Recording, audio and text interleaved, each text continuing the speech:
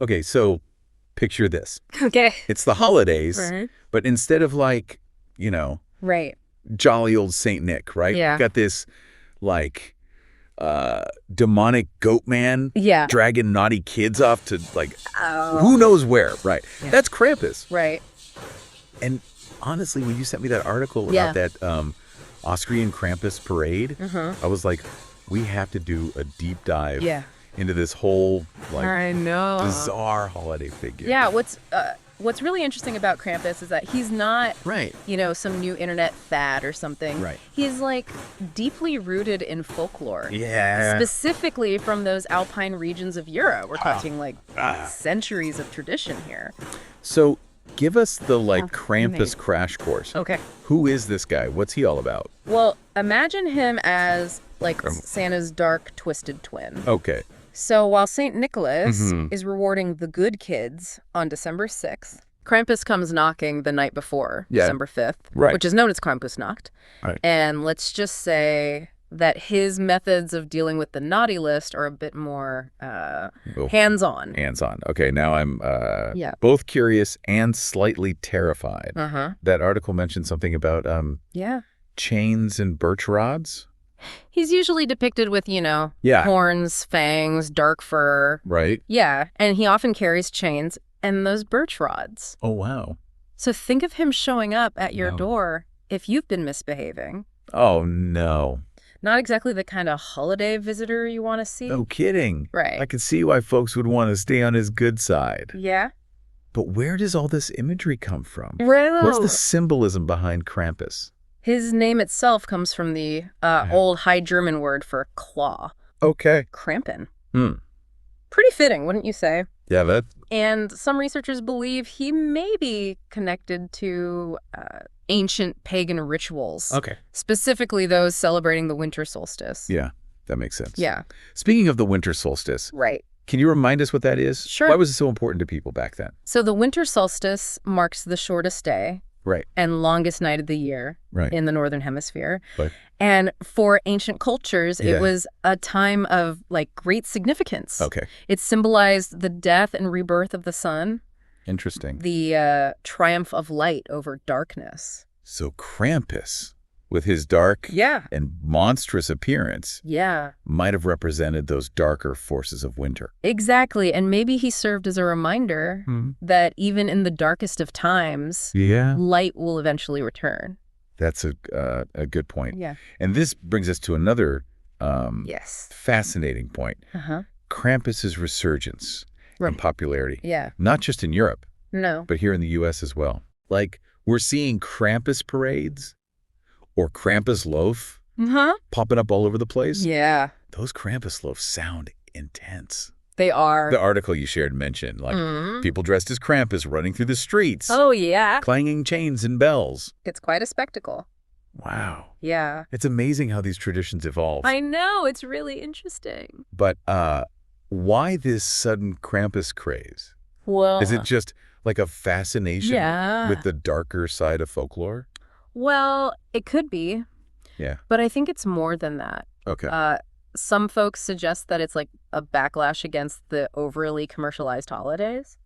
That's a good point. Yeah. Maybe people are craving something Yeah. more authentic, something Yeah. with a bit more edge. That's an interesting point. Yeah. It's like we're pushing back against the pressure Right. to be happy and cheerful all the time during the holidays. Right. Maybe Krampus gives us permission to embrace like those Yeah. darker, more complex emotions that we all experience. I think you're onto something there. Yeah. And, maybe it's also tied to our fascination with, like, Right. horror movies and dark entertainment. Mm-hmm. There's something captivating about exploring the taboo, Right. the things that frighten us. But is it just about fear and rebellion? Yeah. Couldn't there be like a psychological element as well? Yeah. Maybe Krampus represents something deaper, Yeah, maybe. something primal within us. That's a great question. Yeah. Perhaps he taps into our collective unconscious, Okay. those ancient fears and desires that are still buried deep within us. Wow. Maybe he reminds us of a time when Right. life was less predictable, Yeah. more dangerous. Yeah. Okay. Speaking of primal fears, Yeah. the article mentioned something that really struck me. Okay. the sounds of the Krampuslauf. Uh-huh. It described like chains clanging Right. and bells ringing. Yeah. It's almost like, It's a sonic assault. yes. And what's fascinating is Yeah. those sounds weren't just for like theatrical effect. Right. They actually served a practical purpose back in the day. Like, really? Yeah. I'm all ears. Imagine Yeah. you're a villager Mm-hmm. centuries ago, Okay. nestled in your home on a cold December night. Right.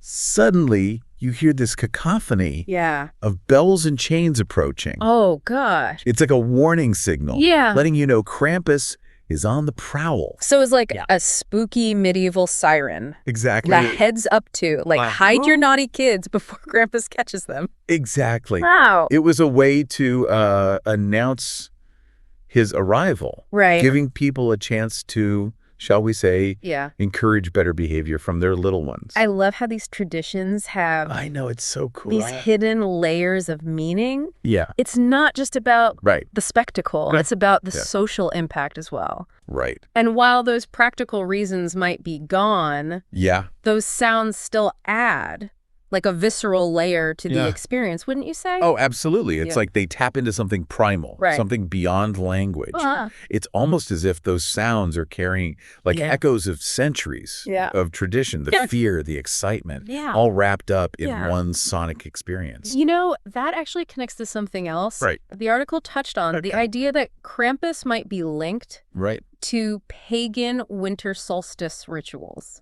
Now that's really intriguing. So we're Yeah. talking about something Mhm. much older than just like Right. a scary Christmas character. Right.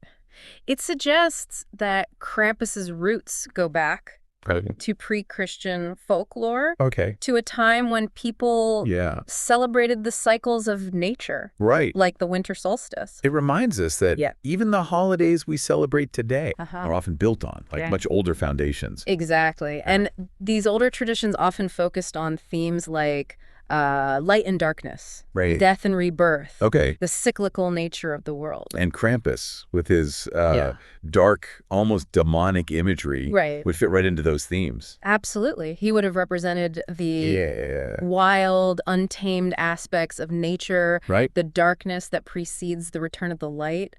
Oh, He was almost like yeah. a personification of winter itself. So he wasn't just like a bogeyman, Right. but like a symbol of the natural world Yeah. and its cycles.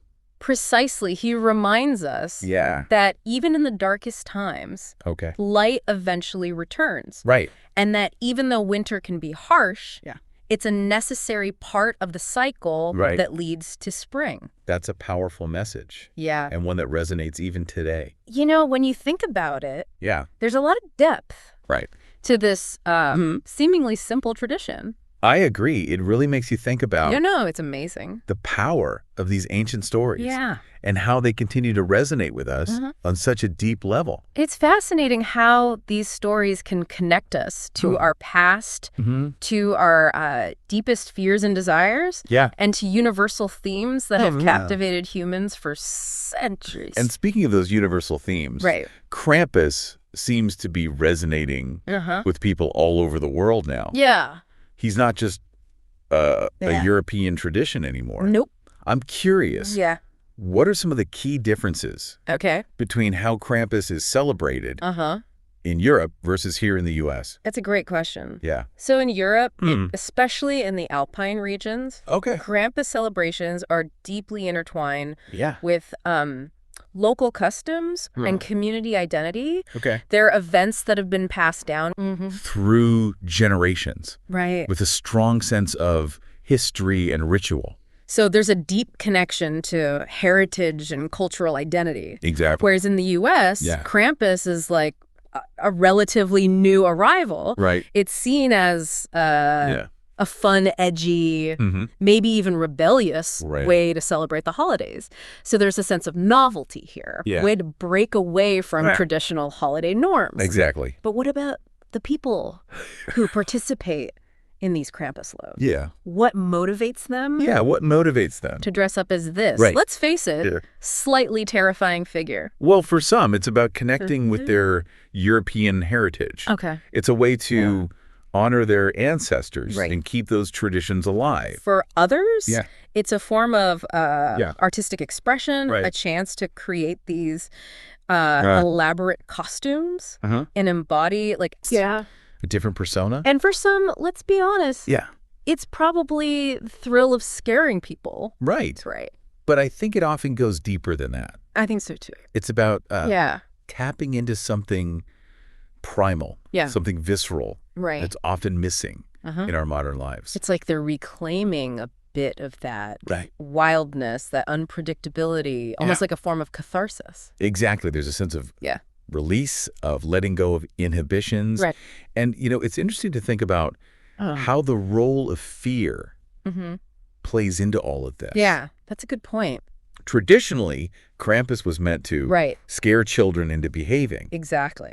But how does that fear function Yeah. in these modern celebrations? That's a great question. Because it's obviously not about Right. terrifying kids into being good anymore. I think the fear element is still present, Yeah, okay. but it's more playful now. It's about acknowledging the darker side of life in a fun, almost theatrical way. So it's less about being truly scared Right. and more about, like, Yeah. embracing the thrill of the unknown, That's a great way to put it. like a Yeah. controlled dose of fear. And I think it speaks to a larger cultural trend of embracing darkness Yeah. and exploring the macabre. We Yeah. see this in the popularity of, like, Right. horror movies, haunted houses, true crime, Yeah. things that would have traditionally been considered taboo. So Krampus is part of, like, Yeah. a larger cultural fascination Right. with the darker, more mysterious side of things. Absolutely. He's a symbol of our willingness to confront the shadows, Yeah. to acknowledge that life isn't always Right. sunshine and rainbows. Yeah, it's like a reminder. Exactly. Like we need darkness Right. to appreciate the light. Exactly. It's about embracing Okay. the duality of life, Yeah. the good and the bad, Right. the light and the dark. As we wrap up this deep dive into Krampus, Yeah. I keep thinking about something you said earlier about how he represents Right. like a rebellion against the Yeah. overly sanitized holiday season. Right. It really got me thinking about Yeah. our relationship with tradition, Yeah. especially during the holidays. It's interesting, isn't it? Yeah. Traditions are meant to, like, Yeah. connect us to the past, but sometimes they can also feel Right. restrictive, even suffocating. Exactly. Right. And maybe that's why Right. Krampus resonates so strongly right now. Yeah, maybe. He's like a permission slip Uh-huh. to break free from those expectations, to embrace a little Yeah. chaos and wildness. And perhaps that's what makes him so relevant Right. in today's world. Yeah. He's a symbol of pushing back Yeah. against the status quo, of questioning the norms and expectations that we often feel constrained by. He's like a reminder that it's okay to be different, Exactly. to embrace the unconventional, and to find joy Right. in the unexpected. And in a world that often feels like Yeah. overly controlled and sanitized, Right. that message can be incredibly I liberating. think you've hit the nail on the head. Thanks. Krampus isn't just Right. a scary Christmas monster Uh-huh. or a fun tradition. Yeah. He's a reflection of our times, Right. a symbol of our anxieties, our desires, Yeah. and our need to confront Uh-huh. the complexities of the world around us. He's a reminder that Yeah. life isn't always pretty, Right. but it's always interesting. And that's a lesson worth remembering, Yeah. no matter what time of year it is. That's what's it. So to you, Yeah. our listener, Right. we leave you with this. Okay. What does Krampus represent to you? Mhm. Is he a harmless fear of fun, Right. a terrifying reminder of our darker impulses, or something else entirely? Yeah, that's a good question. We'd love to hear your thoughts. Until next time, Yeah, keep exploring, keep questioning, right. and keep embracing the unexpected. And maybe, just maybe, keep a little bit of coal on hand, Right. just in case Yeah. Krampus comes calling. Good advice.